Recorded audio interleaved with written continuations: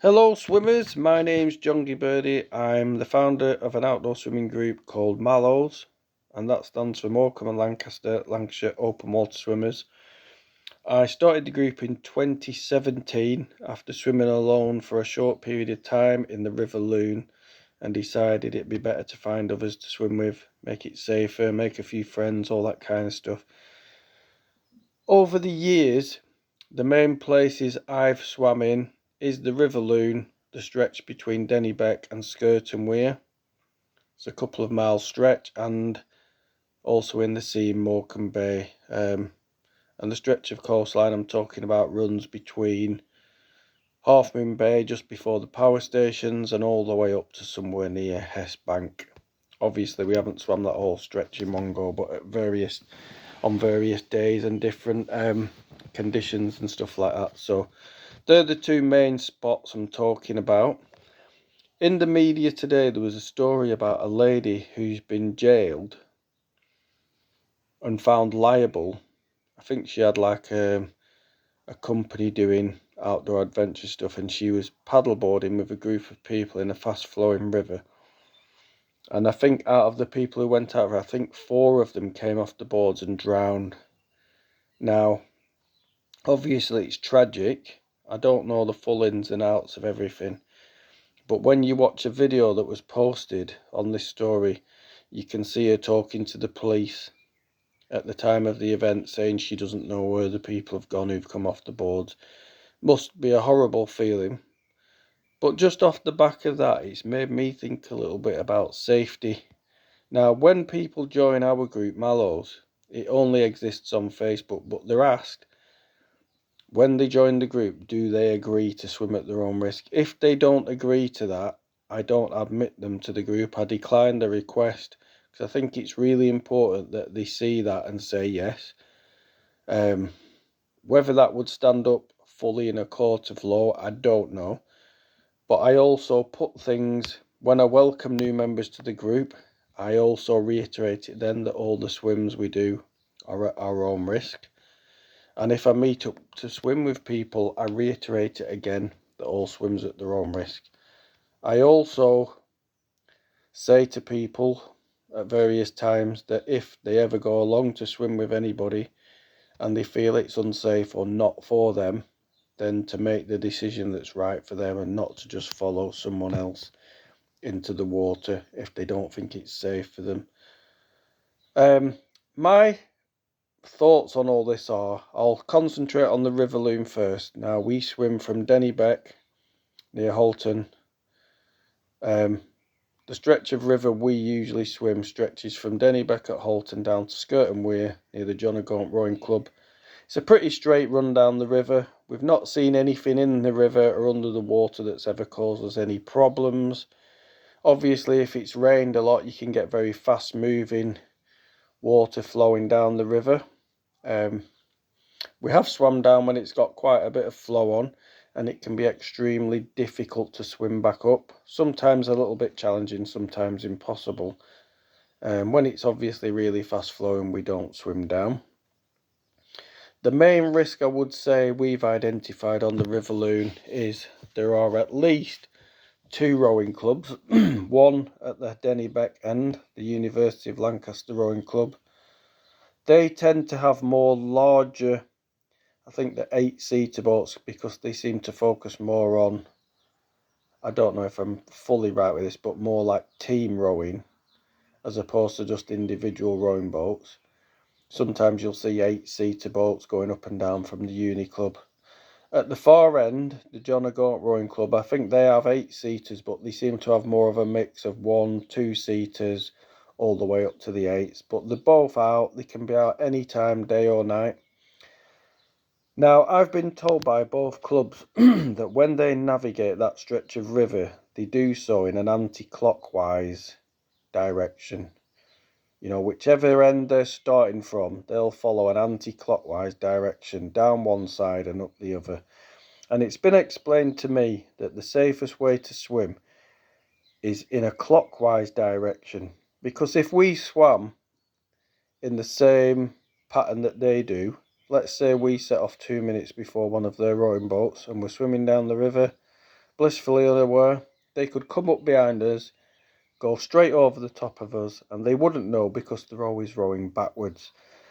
So the only sensible option seems to be that we swim in a clockwise direction, and at least in that way, when we're swimming down the river, we look up regularly, and in the distance you should see the rowing boat coming straight down the river, almost straight towards us. And then it's up to us to tuck into the side as close to the riverbank as possible to let them pass and give them room, because they're never going to see us. So that's what I found with the river loon. I've put countless posts on the Mallows group.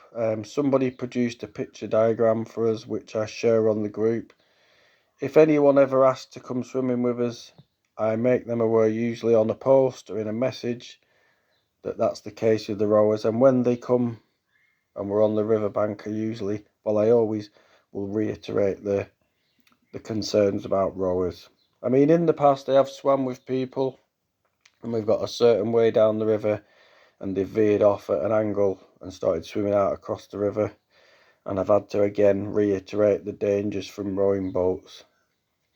Now, when it comes to the sea, Morecambe Bay, obviously Morecambe Bay has a reputation for a reason as being a dangerous place, and it is. I think one of the problems with Morecambe Bay is you get a lot of people who live here will tell you it's dangerous, and like I said, it is a dangerous place. But when you ask them, a lot of them cannot really say or don't really know where the dangers are and why. And I think that's dangerous in itself, that you're sort of telling people it's dangerous, but you can't point out why. What I've found is, with Morecambe Bay, there's a lot going on. The tide washes up the bay from a southerly direction, making its way northward up towards, let's say, Arnside and Silverdale, Carnforth. It floods up the bay in that direction and it goes out in a similar direction. On top of that, you've got fast moving tides. You've got channels of water often moving counter to the way the tide's coming in. So in certain places the tide might be going one direction, you've got a channel underwater pushing another way. Knowing where those are really help. You have rock groins and rock structures sticking out into the sea, i.e. things like the stone jetty. You have boats moored, you have boats sailing, fishing boats, paddle boards, kayakers, jet skis. We've got 2 RNLI launch sites. So it can be a busy place. And when you add to that the fast moving tides, the currents, the waves and everything else, obviously it can be dangerous. Now, to get around this, we usually swim, or we always swim, when the tide's coming in. Usually around an hour before the tide comes in, or even before on bigger tides, so that we're swimming while the water's still washing in, as opposed to taking us out. We make sure we're extremely close to the shoreline, or out of the water when the tide starts turning, and never be far out when it's turning, because that's where we found you can really get pulled out. We've been told by all the other bay users that as swimmers we're vulnerable and we're extremely hard to spot in the water, and for that reason I always try to advise people to wear bright coloured swim caps, have a tow float round the waist, and I think it's good practice to have your ICE, or in case of emergency details, written on your tow float or inside it. And then if something did happen to you, you can be identified and there's a contact number where they can get in touch with your next of kin. I always try to carry my phone inside my float in a plastic container or something that will keep it dry. That way I've got another level of security if I got washed up somewhere I needed to make a call. And I've also bought a whistle that I'm going to attach to my tow float should I need it to get somebody's attention. Other than that, I swim with a small group of swimmers in the bay.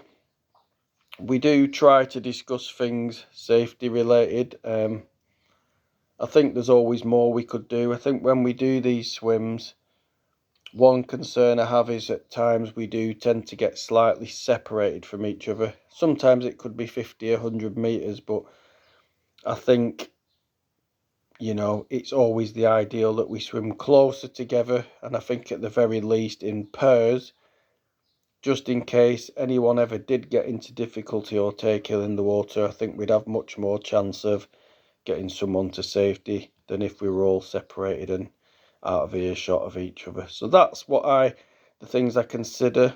I mean, when we're planning a swim in the sea, we obviously take into consideration the height of the tide, how much time we'll have to swim, how far the swim is, can we do it comfortably, that we set off in giving ourselves enough time to do it without rushing, wind speed, which way the wind's moving, what things we might encounter along the way, and if we do run into anything unexpected, to share that within the group and try and figure out why that happened and what we can do about it.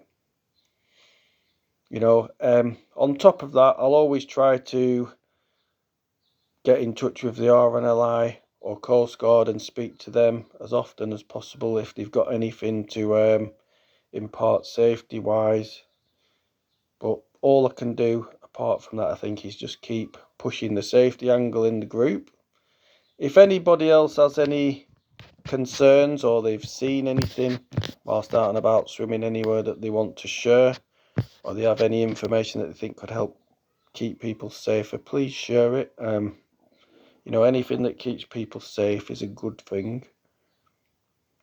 But like I've said on posts, and I do reiterate this as well as pushing the swim at your own risk angle, if you ever do meet up with anybody to swim and you turn up and you think that what they're doing isn't safe or right for you, then please say something. Don't go along with anything that doesn't seem safe to you.